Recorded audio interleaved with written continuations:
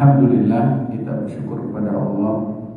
Kita selalu perbaharui rasa syukur kita sebagai pertanda saat itu kita sedang mengingat nikmat Allah Subhanahu wa Ta'ala. Dan ketika kita mengingat Allah dan kita bersyukur, maka akan bertambahlah taat kita kepada Allah Subhanahu wa Ta'ala. Alhamdulillah, pagi ini kita segarkan dengan hadirnya kita di masjid ini dan menaikkan kewajiban kita dalam mengawali hari ini dengan berbagai kebaikan.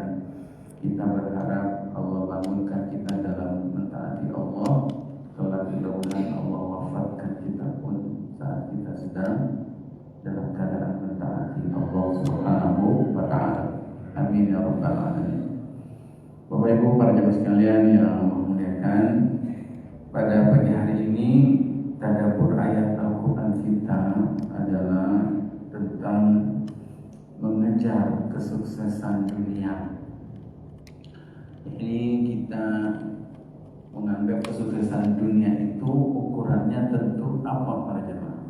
Orang dibilang sukses dunia itu pasti kalau bicara dunia adalah badannya sehat tapi sakit. Sehat. Di usia tua, umurnya tua tapi badannya sehat, itu sukses gak kalau dalam kesehatan? Sukses. Jangan sampai usianya masih muda tapi penyakitnya udah komplikasi pun. Masih muda penyakitan. Kalau dalam hal harta, itu kita akan melihat orang sukses itu adalah ketika hartanya banyak, sedekahnya banyak ya Pak. Apalagi umurnya masih muda, ya. Duitnya banyak dan sedekahnya banyak. Maka pada jemaah sekalian berbahagia, tentu yang kita inginkan mengejar kesuksesan itu adalah maksudnya badan kita sehat dan duit kita banyak serta jabatan kita pun di masyarakat tinggi. Ya, jadi gubernur, jadi menteri, jadi presiden, dengannya kita bisa banyak melakukan kebaikan. Nah, mengejar kesuksesan dunia itu ya, menurut perspektif Al-Quran, apakah menjadi sesuatu yang diperintah, dianjurkan, ataukah menjadi sesuatu yang diperingatkan, hati-hati, jangan diambil, jangan dikejar, tinggalin aja. Kira-kira para jemaah sebelum kita bahas ayatnya, kita akan lebih cenderung apa? Mensikapi dunia ini, mengejar kesuksesan dunia, kita bersemangat atau mendingan biasa-biasa aja deh. Ya, nggak usah semangat banget dalam mengejar dunia. Nah, ternyata para jemaah sekalian yang berbahagia, banyak ayat atau hadis Nabi SAW yang kalau kita perhatikan itu membuat kita akhirnya bingung bertanya, seakan-akan ayat itu kontradiktif. Ya, sebenarnya kita menjadi orang sukses di dunia ini adalah anjuran atau jangan diperingatkan oleh Allah. Apa contohnya? Bahwa ketika kita menjadi orang sukses itu dianjurkan. Ternyata di dalam Al-Quran ada kisah manusia yang yaitu menggenggam dunia, sukses dunianya. Kisah siapa Pak? Nabi Sulaiman. Dia masalah harta jangan tanya, masalah kerajaan pejabatan, ya itu adalah dia sudah mendapatkan kesuksesan dunia. Nabi Sulaiman. Siapa lagi selain Nabi Sulaiman? Ya, ada nggak orang kaya? Ya, dia itu diceritakan di dalam Al-Quran dia sukses dan menjadi teladan buat kita. Kisah Abu Bakar ada diceritain di dalam Al-Quran. Abu Bakar itu ada di dalam Al-Quran, cuma nggak disebut namanya. Ya, alladzi yu'ti malahu yatazakka, itu di dalam surat Al-Lail, surat Juz Amma, bahwa salah satu kelebihan Abu Bakar itu adalah orangnya dermawan. Dan kalau orang dermawan berarti harus punya duit dulu ya kan.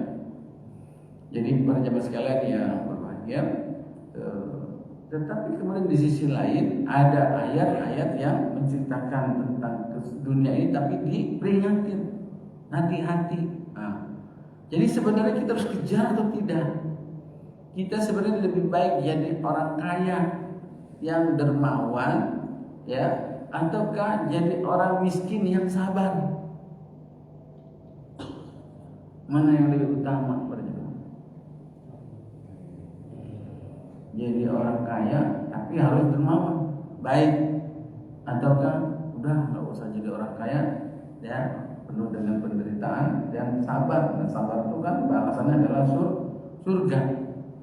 Nah, ayat ini berikut ini adalah surat Yunus ayat 24 yang akan kita tadabburi. Surat Yunus ayat 24. A'udzubillahi minasyaitonirrajim. Bismillahirrahmanirrahim.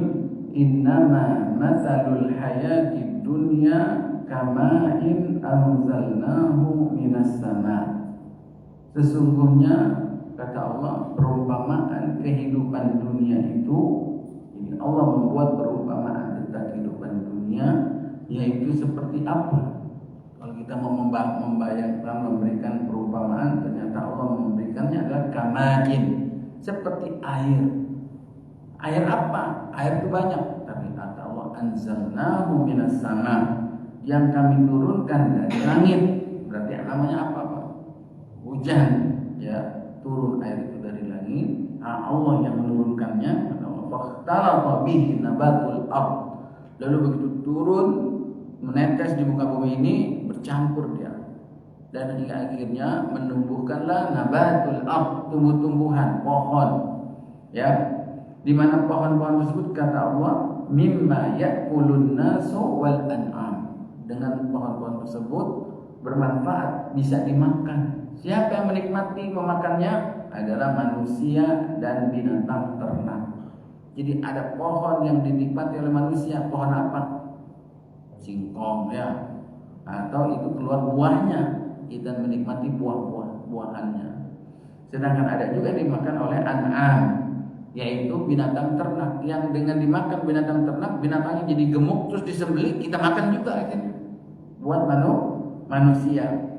Nah, di sini mulai masuk setelah Allah menjelaskan perumpamaan seperti hujan yang turun, yang dengannya bumi ini jadi hidup, ada binatang gemuk-gemuk, ada tumbuhan subur-subur. Itu siapa yang menyebabkan? Allah yang menurunkan air dari langit. Nah, hatta kata Allah idza akhadatil ardu zukhrufaha, sehingga ketika akhazat al-ardu, ketika bumi itu mulai mengambil menjadi zukhrufaha, menjadi kemewahannya. Artinya semua yang tumbuh itu menjadi melimpah. Orang nanam padi ternyata hasilnya melimpah. Ya, di dalam ayat disebutkan sampai petaninya itu bingung. Ini kok hasilnya melimpah luar biasa, di luar perkiraan, melebihi kebutuhan. Zukhrufah, ya, sehingga itu zukhrufah itu adalah kemewahannya, sehingga dengan hasil tersebut orang jadi kaya, ya, bukan cuma buat makan doang, tapi juga buat bisa bikin rumah, bisa jalan-jalan, bisa melakukan banyak hal dengan hasil bumi tersebut, ya. Lalu kemudian wazayyanat, dan kemudian bumi itu pun menjadi indah, yaitu seperti orang perempuan yang memakai perhiasan bersolek. Orang melihatnya itu menjadi indah, ya, cantik, ya. Bapak Ibu pernah lihat orang itu kalau udah berdandan pakai make up, nenek-nenek aja, saruh itu kayak anak muda mau 20 tahun, ternyata begitu berdaknya luntur berkeriput, ya. Ternyata laki-laki aja dihiasi jadi kayak perempuan itu, ya. Kirain laki, kirain perempuan, tentunya anak laki. Wazayyanat, dunia itu menjadi begitu indah, dan siapapun kalau melihat sesuatu yang indah pasti seperti magnet melihat, ya. Gimana Pak kalau melihat ada perempuan cantik, mata kayaknya pengen sono terus, ya Pak. Udah di sono lagi sana. Nah, itu kalau wazayyan, bumi itu begitu keluar itu hasil yang terpendam di dalamnya, hasil tambangnya, batu baranya, itu pasti akan membuat orang itu akan tertarik dan mengejarnya. Wazayyan, ya, ketika artinya bumi itu sudah mengeluarkan kandungannya, dan kemudian kemudian wa dhanna ahluha annahum qadiruna 'alaiha. Saking banyaknya itu hasil yang dihasilkan dari bumi tersebut, orang yang memilikinya zanna, dia menyangka annahum qadiruna 'alaiha, bahwa dengan dunia yang dia dapatkan tersebut mereka mampu melakukan apa saja, menggunakannya. Hasil tersebut besok akan kita panen nih. Hasilnya udah diperkirakan kira-kira sekian triliun, sekian miliar. Hasilnya kita akan tenang 7 turunan, 7 tanjatan, kita nggak akan habis. Jadi merasa udah di depan mata keuntungan itu. Qadiruna 'alaiha. Tapi ternyata mereka lupa terhadap siapa nih yang telah memberikan kandungan bumi tersebut, yang awalnya itu adalah air turun dari langit. Sehingga mereka mau menggunakan dunia tersebut, mereka tidak ingat kepada Allah Subhanahu wa taala, hingga akhirnya Allah kasih hukuman. Ataha amruna, datanglah perintah kami. Datanglah kepada kami, maksudnya adalah azab, lailan au naharan. Ataha amruna, datanglah, itu urusan kami, itu perintah azab Allah Subhanahu wa taala, yaitu siang ataupun malam. Ada azab yang datangnya itu siang, ada datangnya malam. Ketika lagi tidur, diceritain di dalam Al-Qur'an itu, Pak. Besok pagi dia mau panen, begitu bangun siangnya itu udah gak ada. Atau ada yang datangnya siang, ya, azab tersebut lailan aw naharan, lalu kemudian faja'alnaha hasidan ka'allam taghna bil ams. Dihancurkan itu hasil buminya, pertaniannya, perkebunannya, seolah-olah itu tidak pernah ada tumbuh sebelumnya, yaitu tanaman yang hijau yang subur tersebut. Itulah perumpamaan dunia ini. Kadzalika nufassilul ayati liqaumin yatafakkarun. Begitulah kami menjelaskan ayat-ayat tanda kebesaran Allah Subhanahu wa taala ini bagi orang-orang yang mau berpikir. Nah, dari ayat ini ayat 24 yang Bapak-bapak tangkap, sebenarnya dunia ini diadakan oleh Allah Subhanahu wa taala, dihias sehingga hasilnya melimpah, begitu indah, mempesona. Sebenarnya untuk dikejar, untuk kita ambil, ya, untuk kita raih, kita dapatkan, atau hati-hati, woi. Ini dunia ini enggak kayak bunga indah tapi lama-lama jadi layu, buat apa? Enggak usah diambil.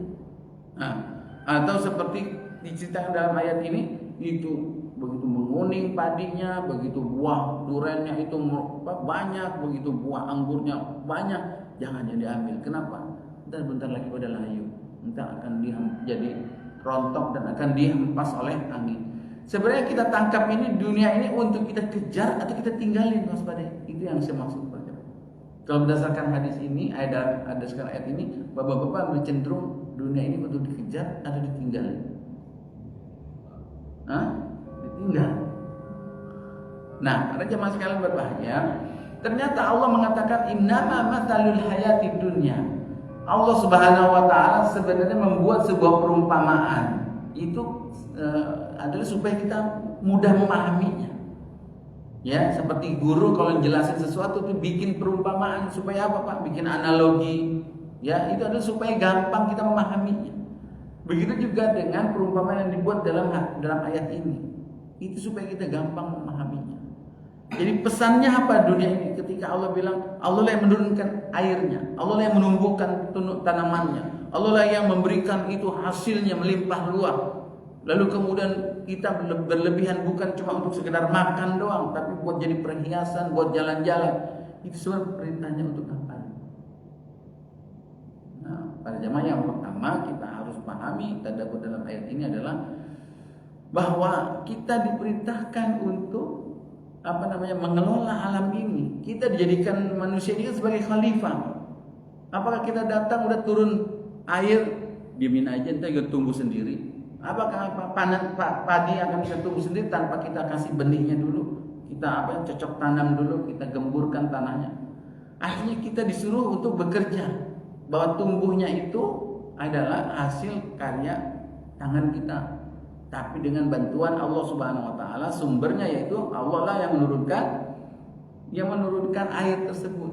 maka ternyata kita memperoleh uang itu ada yang dengan bercocok tanam, ada yang dengan bertani, ada yang bekerja di kantor, ada yang berdagang di pasar.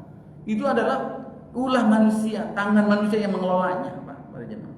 Maka perumpamaan ini mengingatkan bahwa apapun profesi kita, apapun pekerjaan kita, dan kita sudah mendapatkan hasilnya, jadi punya rumah, jadi punya kendaraan, jadi bisa ke sana kemari, jangan lupa bahwa itu semua bersumber dari Allah Subhanahu wa taala. Dari mana tuh logikanya? Ya, kalau pertanian itu datang dari Allah karena dia butuh disiram. Siramnya itu dari langit turun hujan. Tapi kalau berdagang, kerja kantor itu dari Allahnya dari mana? Logikanya, Pak. Tetap berdasarkan ayat ini kita menangkap bahwa seseorang itu akhirnya makanannya itu adalah apa yang tumbuh dari bumi atau daging yang tumbuh, mana hewan ternak itu pun makannya dari tanaman-tanaman yang Allah tumbuh. Jadi kemudian kita jadi sehat, badan kita jadi bisa bekerja, otak kita jadi pinter, lalu kemudian kita bisa berbisnis dan lain sebagainya. Itu semua adalah bersumber dari Allah Subhanahu wa taala, apapun profesi kita. Maka begitu sudah mendapatkan hasilnya, yang diingatkan oleh Allah Subhanahu wa taala sebenarnya bekerjanya mengambil cari uangnya atau lupanya. Yang diingatkan bukannya meninggalkan dunia. Bukan jangan kamu kejar dunia itu, tapi adalah jangan kamu lupa. Sementara turunnya air dari langit itu dan kemudian bumi bisa diolah itu menghasilkan uang yang banyak, hasil yang banyak, itu fasilitas buat kita, Pak Jemaah. Jadi kalau kita justru malah meninggalkannya, itu keliru. Jadi garaplah sebanyak-banyaknya. Bahkan para jemaah sekalian, dari sisi ini tadaburnya yang luar biasa para jemaah adalah banyak orang yang dengan hasil petani itu, dengan hasil apa yang dia lakukan, Pak, hasilnya melimpah ruah. Ada dulu sekarang ini ada pohon yang pendek tapi buahnya udah banyak, ada nggak, Pak? Yang dulu kita gak ketemu itu, Pak. Kalau mau petik durian harus naik dulu jauh tinggi. Sekarang pohon durian pendek-pendek udah berbuah.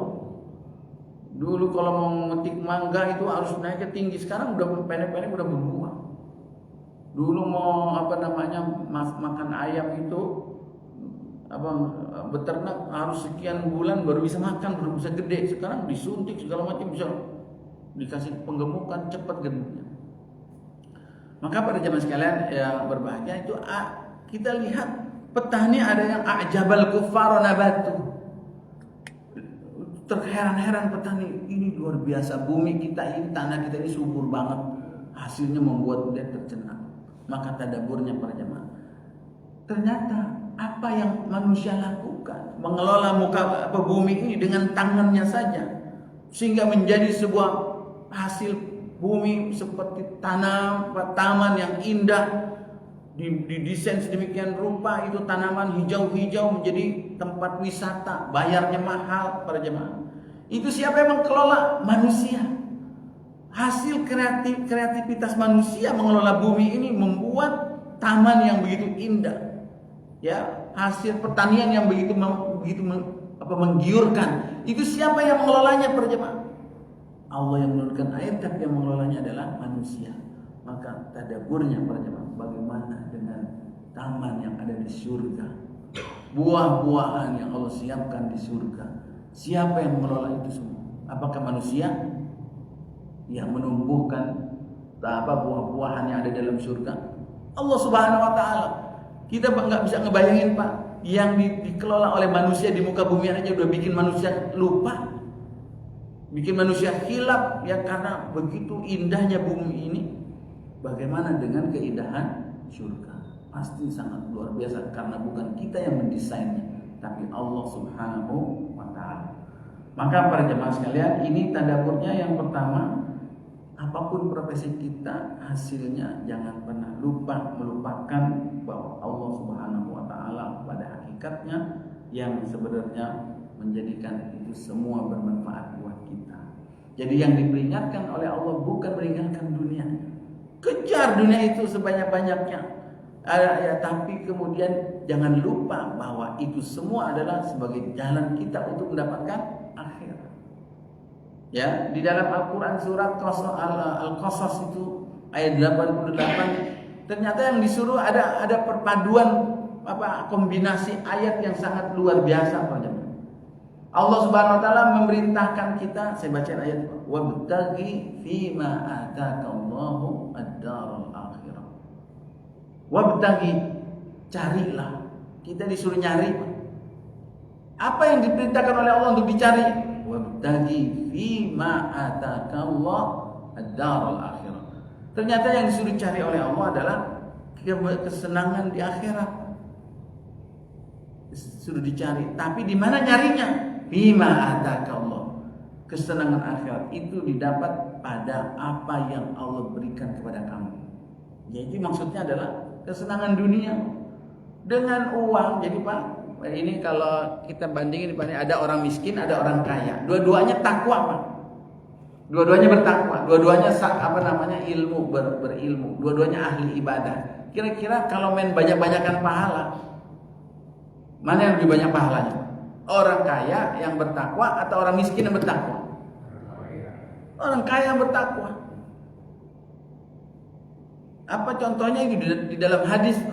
Ya, ada sahabat yang miskin beriman, cemburu dengan orang sahabat yang kaya tapi beriman.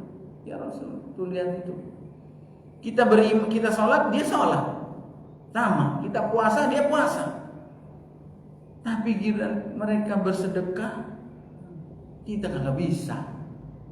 Terus kata Nabi, ada sedekah yang nggak pakai harta, zikir. Ternyata dilakukan juga sama orang kaya. Sedekahnya pakai harta juga, pakai zikir juga. Ada sesuatu yang tidak bisa dikejar oleh orang miskin, apa yang didapat oleh orang kaya.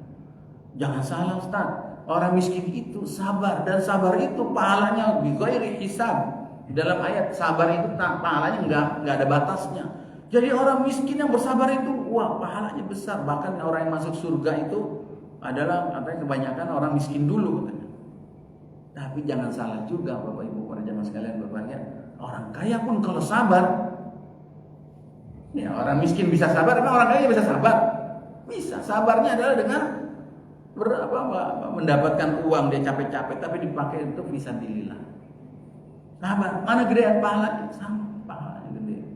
Maka Allah telah memberikan keutamaan sebagian kita, sebagian lainnya salah satunya adalah dengan mendapatkan fasilitas dunia. Tapi cuma diingetin jangan lupa. Nah, itulah yang kemudian diartikan dalam bab dalam Islam itu dengan istilah zuhud. Tahu Pak zuhud?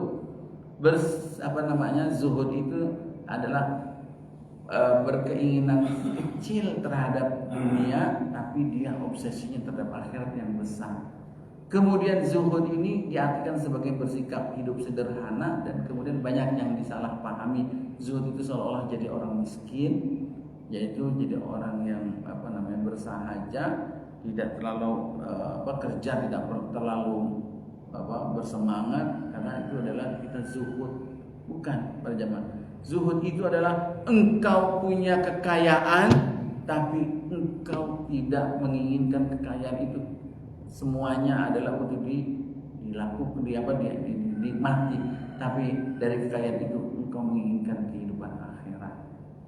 Jadi orang zuhud itu tidak selalu bentuknya adalah orang miskin. Orang miskin banyak yang sederhana, pakai sendal jepit, ya, pakai motor, nggak mau pakai sepeda. Ternyata bukan karena nggak mau, emang kagak mampu beli. Atau mungkin ada uangnya tapi mau beli sayang. Uang itu mendingan buat bayaran anak sekolah, mendingan buat bayar listrik, mendingan buat tabungan dan lain sebagainya. Jadi kalau orang kaya dia bersikap sederhana, itu yang luar biasa. Dia mampu beli yang mahal, tapi dia mencukupkan dengan yang sesuai dengan kebutuhan dia. Dia mampu membangun istana, tapi dia cukup dengan membangun apa yang dia butuh. Tapi urusan infaknya dengan hartanya tersebut, jalan yang paling besar. Itulah kehidupan zuhud yang sesungguhnya. seseorang mampu bersikap sederhana padahal dia mampu untuk bersikap mewah. Nah, ini para jemaah yang kita tadaburi pada pagi hari ini. Jadi dunia itu kejar kesuksesan dunia itu sebagai anjuran atau sebagai peringatan. Jawabannya, kejar sukses dunia itu adalah dianjurkan dan juga diperingatkan. Umumnya para jemaah, orang yang sudah mendapatkan kehidupan dunia, ya, dibukakan pintu-pintu dunia, kalau dia tidak kuat benteng imannya akan lupa. Seperti apa di dalam ayat Allah menggambarkan, karena kehidupan dunia itu membuat orang lupanya itu bukan cuma seperti wanita cantik, ya, ternyata kita pindah, ternyata nenek-nenek, kan tertipu Pak. Seperti handphone, wah bagus ini, mahal, ternyata kita bayar harganya. Handphone itu 30 juta, keluaran terbaru, ternyata casingnya doang. Dan kejar dunia itu sudah mati-matian, ternyata kenikmatannya cuma sampai di tenggorokan doang, udah nyampe perut Pak, udah nggak berasa lagi. Kita kumpulin sebanyak-banyaknya, kirain kita bisa nikmatin sampai ratusan tahun, ternyata cuma dikasih maksimal 60-70 tahun doang. Kita kejar itu seolah-olah itu segala-galanya, ternyata bukan. Maka Allah menyebutnya itu adalah sebagai tipuan, ya, yang kesenangan yang menipu. Jadi dikejar silahkan, tapi jangan tertipu, begitu. Seperti apa? Seperti permainan, Allah menyebutnya laibun. Ya, permainan ini lagi ada pelihara dunia nih Pak ya. Ya, coba. Kenapa dunia ini disebut permainan, menipu? Orang yang kita tonton itu, wah seru banget. Padahal yang main orang lain. Begitu dia menang pun hadiahnya buat dia. Kita yang nonton ikut senang juga ya Pak. Sampai lupa azan sholat, kagak sholat, makan lupa makan, nonton semuanya, lupa nyari duit, lupa keluarga. Nah, kalau yang seperti itu hati-hati. Yang namanya permainan itu menikmati, tapi ujung-ujungnya waktunya terbatas dan pasti ujung-ujungnya adalah akan berakhir dan sisanya yang akan menempel di dalam diri seseorang, kecuali hanya tinggal cerita saja. Begitulah dunia. Kita kejar, mudah-mudahan sampai berlanjut ke akhirat. Demikian para jemaah, barangkali ada yang mau didiskusikan atau cukup untuk ditadaburi. Baik, ya silakan Pak. Assalamualaikum warahmatullahi wabarakatuh. Pak Ustaz, kalau kaitannya dengan ayat yang menyebutkan bahwa nama amalu bahwa harta dan anak itu adalah fitnah, seperti apa ya? Kenapa? Ya itu kaitannya seperti apa? Karena apakah fitnah ini kan fitnah bukan fitnah yang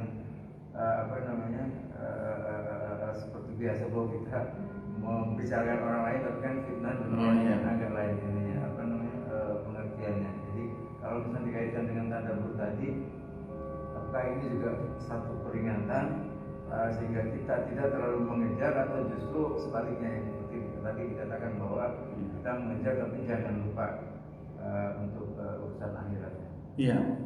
Jadi yang diperingatkan tentang dunia itu bukan cuma sekedar ketika tumbuhan itu menghijau, hasilnya menggiurkan, atau hasil tambangnya yang berlimpah ruah. Termasuk di dalamnya hasil dunia itu adalah amwal, itu harta, ya, dan tambahannya adalah anak-anak. Antara kamu dan anak kamu adalah fitnah. Fitnah yang dimaksud bukan fitnah dalam bahasa Indonesia, ya. Jadi fitnah itu kalau dalam bahasa Indonesia artinya ngomongin kejelekan sesuatu yang bukan sebenarnya, itu namanya fitnah. Tapi fitnah yang dimaksud itu adalah ujian. Ujian artinya adalah bisa saja kita punya harta, atau kita bicarakan harta tadi.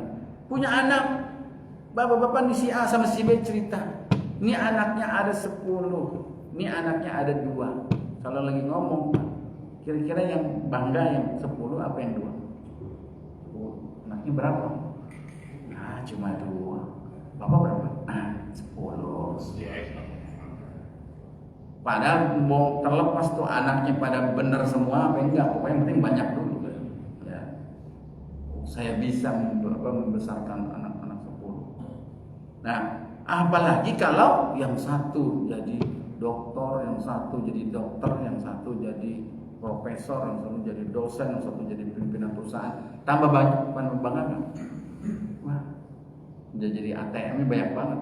Tinggal telepon anak yang satu, bapak butuh sekian. Telepon anak yang dua, bapak butuh sekian. Bangga nggak? Bangga. Akhirnya para jamaah itu menjadi ujian buat kita. Ujiannya apa? Jangan kemudian kita lupa kepada Allah Subhanahu wa taala bahwa yang menjadikan mereka itu adalah dengan izin Allah. Atau yang kedua para jamaah, jangan lupa akhirnya kita terlalu bersandar kepada anak kita. Lupa bersandar kepada Allah. Saya mah gampang, tinggal ngomong aja, mesin ATM saya banyak. Padahal tetap sebanyak apapun anak kita yang sukses-sukses, tetap kita harus bersandar kepada Allah Subhanahu wa taala. Itu yang namanya fitnah. Kalau umpamanya gara-gara itu dia lupa akhirnya untuk berkontribusi terhadap fisabilillah dalam kebaikan, nah itu bisa menjadi fitnah. Akhirnya lupa ya untuk beribadah, lupa untuk bersedekah dan lain sebagainya. Wallahu a'lam bishawab. Ya, berjamaah lagi.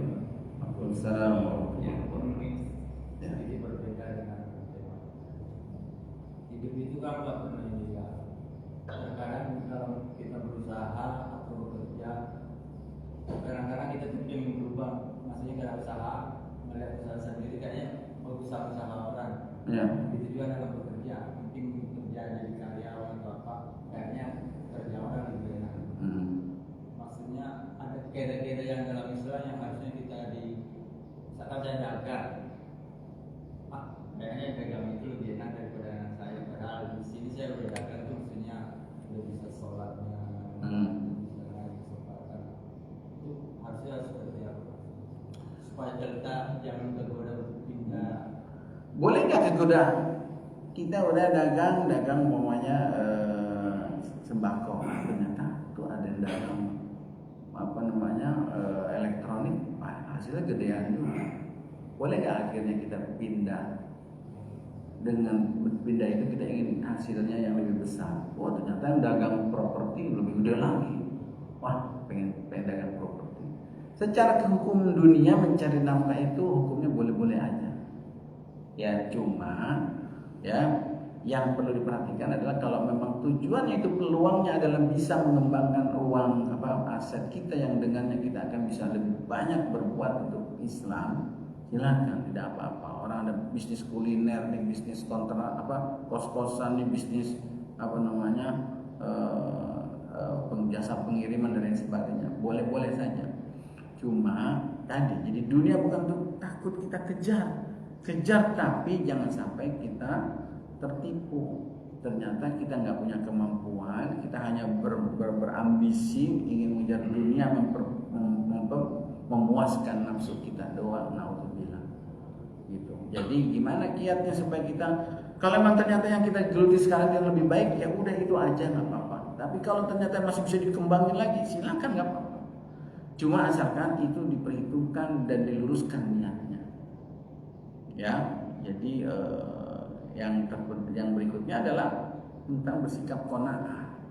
Qanaah itu artinya kalau kita pengen buka bisnis ini lagi, ternyata menyita perhatian kita. Gara-gara itu kita akhirnya sholatnya jadi susah, ngajinya jadi susah. Nah itu jangan. Kalau seandainya itu kira-kira akan melupakan. Tapi kalau kita pikir ini bisa saya menggapainya tanpa kita melupakan Allah, itu kejar. Jadi standarnya adalah kalau itu menambah ketaatan kita, lakukan. Itu barangkali yang bisa kita bahas pada pagi hari ini. Mudah-mudahan Allah Subhanahu wa taala bimbing kita, berikan kepada kita hidayah. Allahumma rabbana la tuzigh qulubana ba'da idh hadaitana wa hab lana min ladunka rahmatan innaka antal wahhab. Ya Allah, anugerahkan kepada kami kesehatan, anugerahkan kepada kami rezeki yang halal, yang barokah, ya Allah. Jadikan anak cucu keturunan kami yang sehat dan soleh dan solehah, ya Allah. Ya Allah, sukseskan dunia kami, untuk kami qina fid dunya hasanah wa fil akhirati hasanah wa qina adzabannar. Rabbana taqabbal minna innaka antas samiul alim wa tub alaina innaka antat tawwabur rahim. Wa sallallahu wa sallama wa baraka ala nabiyyina Muhammadin wa ala alihi wa sahbihi ajma'in walhamdulillahi rabbil alamin. Amin ya rabbal alamin.